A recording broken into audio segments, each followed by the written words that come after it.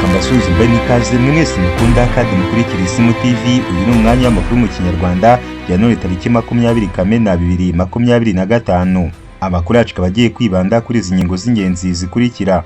Mu Rwanda turakubwira ko Ingabire Victoire yafunzwe. Mu yandi makuru kandi turakubwira ko Uganda intambara yongeye kurota hagati y'umuvandimwe wa Museveni na muramu wa Generali Muhozi Kainerugaba. Mu yandi makuru kandi turasoreza mu Bwongereza tukubwire ko Staemer w'Ubwongereza yitiranyije Perezida wa Koreya y'Epfo n'umusemuzi we.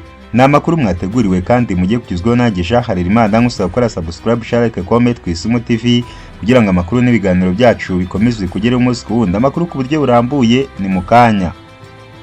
Ikaze mu makuru yacu ku buryo burambuye, reka tuyahere kuri inkuru ivuga ko Ingabire Victoire yafunzwe. Urwego rw'ubugenzacyaha RIB rwatangaje ko rwataye muri yombi Ingabire Victoire umuhoza nyuma y'uko urukiko rukuru rusabye ko akorwa iperereza ku byaha birimo kureba umutwe w'abagizi ba nabi no gutegura ibikorwa bigamije gukurura imvururu muri rubanda. Mu butumwa yanyujije ku mbuga nkoranyambaga zayo, RIB yatangaje ko yafunze Ingabire Victoire ku wa 19 Kamena 2025 ibisabwe n'ubushinjacyaha mu rwego rwo gushyira mu bikorwa icyemezo cy'urukiko rukuru mu rubanza ruregwamo Sibomana Sylvain ndetse na bagenzi be kugira ngo ashyikirizwe urukiko. Yakomeje agira ati Ingabire umuhoza Victoire akurikiranweho hamwe na bagenzi be ibyaha birimo kurema umutwe w'abagizi ba nabi no gutegura ibikorwa bigamije gukurura imvururu muri rubanda. Akaba afungiye kuri sitasiyo ya RIB ya Remera mu gihe ategereje gushyikirizwa ubushinjacyaha. Iki cyemezo cyo gukurikirana Ingabire Victoire cyafashwe nyuma y'aho urukiko rutanyuzwe n'ibisobanuro Ingabire Victoire yatanze ku ruhare avugwaho mu mahugurwa yahawe abahoze ari abanyamuryango ba Darifu Murinzi bwari yatumijwe muri uru rubanza ngo agire ibyo asobanura. Ubushinjacyaha bwasobanuye ko aya mahugurwa yarajyanye no guhirika ubutegetsi binyuze mu bukangurambaga bwo kubwangisha abaturage. Ingabire yari yabwiye urukiko ko abaregwa muri urwo rubanza bahoze ari abayoboke b'ishyaka Darifa Umurinzi uretse umunyamakuru Nsengimana Theoneste washinze umuyoboro wa Umubavu. Yavuze ariko ko amahugurwa baregwa gukoreramo ibyo byaha atari yateguwe na Darifa Umurinzi ndetse ko we atari ayazi. Nyuma yo kumva ibisobanuro byatanzwe na Ingabire Victoire mu gitondo, urukiko rwasuzumye ibibazo birimo kumenya niba ibisobanuro yatanze byatuma akekwaho ibyaha cyangwa se ntakekwe. Urukiko rwasanze ibisobanuro Ingabire Victoire yatanze bidahagije kandi muri dosiye y'uru rubanza harimo ibimenyetso bimushinja. Urukiko rwasanze ari ngombwa ko ubushinjacyaha bukora iperereza ryimbitse kuri Ingabire kugira ngo ashyikirizwe urukiko. Nk'uko urukiko rwabisabye, iri perereza rizakorwa mu byumweru 2 nirirangira Ingabire yashyikirizwe urukiko.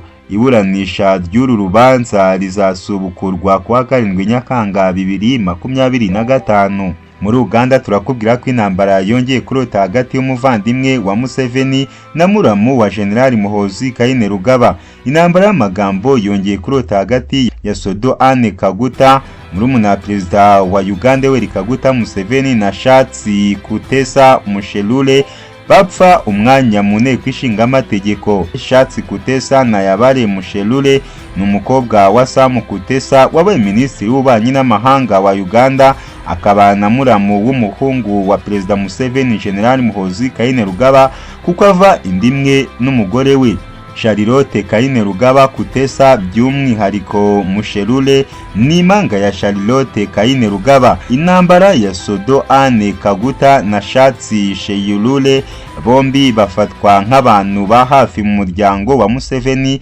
yakomotse ku matora y'abadepite ateganyijwe muri iki gihugu. Shatsi Mushelule asanzwe ahagarariye agace ka Magoranafu mu nteko ishinga amategeko ya Uganda. N'umwanya yagiyeho muri 2021 aho yari awuhanganiye na Sodo Aine Kaguta. Sodo Aine Kaguta ari wayegukanye amatora ya 2021 yavuze ko yahisemo kuharira Shatsi Mushelule nyuma yo kubisabwa na Museveni kubera amakimbirane yari yavutse. Uyu murumuna wa Museveni avuga ko muri 2021 yumvikanye na Shatsi Mushelule ko nawe azamuharira akiyamamariza guhagararira aka gace mu matora y'umwaka utaha.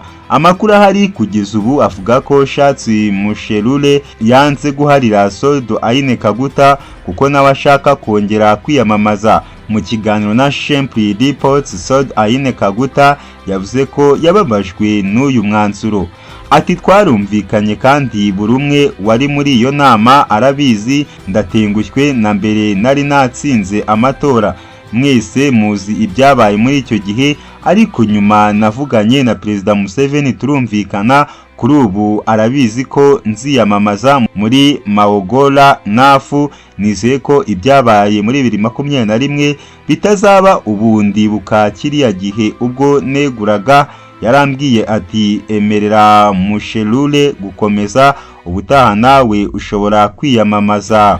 Umuzi w'ikibazo inama Sodo Aine Kaguta avuga niyayobowe na mukuru wa Perezida Museveni muri Mutarama 2021 nyuma yo guhangana kwari kwabaye n'ubundi hagati y'aba babiri.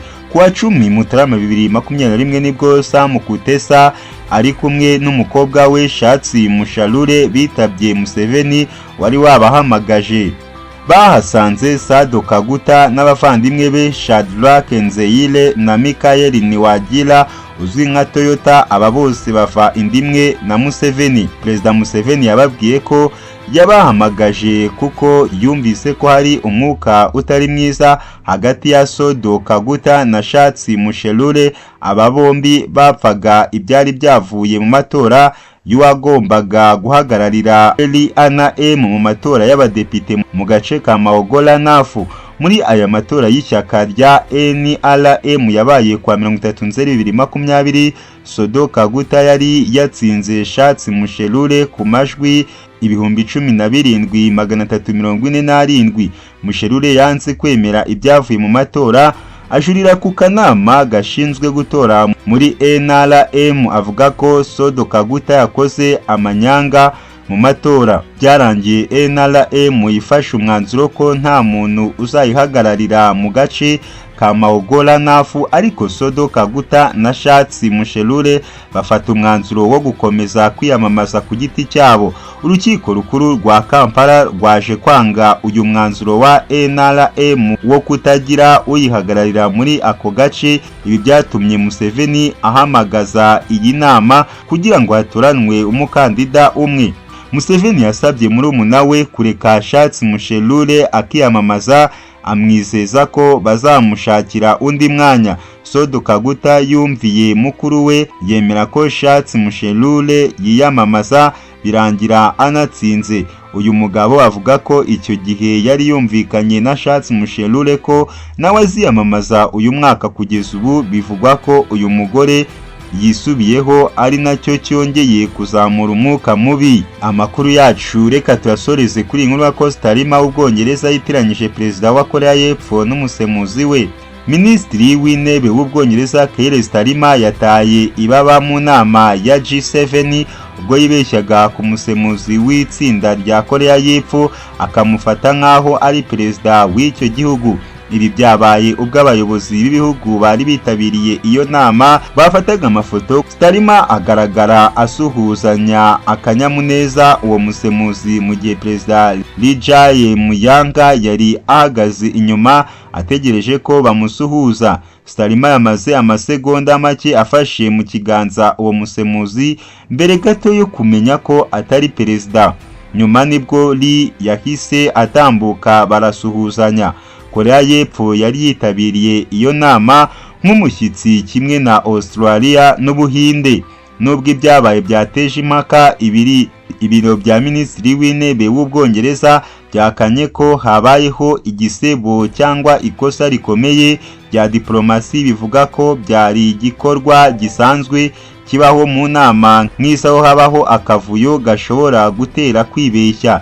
Imyitwarire ya Staemer ikomeje guteza impaka ku ruhando mpuzamahanga, aho ku munsi wabanje yagaragaye yunama imbere ya Perezida wa Leta Zunze Ubumwe za Amerika Donald Trump agerageza gutoragura impapuro zari zimucitse ubwo yari avuye mu modoka. Ni amakuru mwateguriwe kandi mwagezwagaho nanjye Jean Harerimana, musaba gukora subscribe, share, like, comment ku ISIMU TV kugira ngo amakuru n'ibiganiro byacu bikomeze kugereho umunsi ku wundi.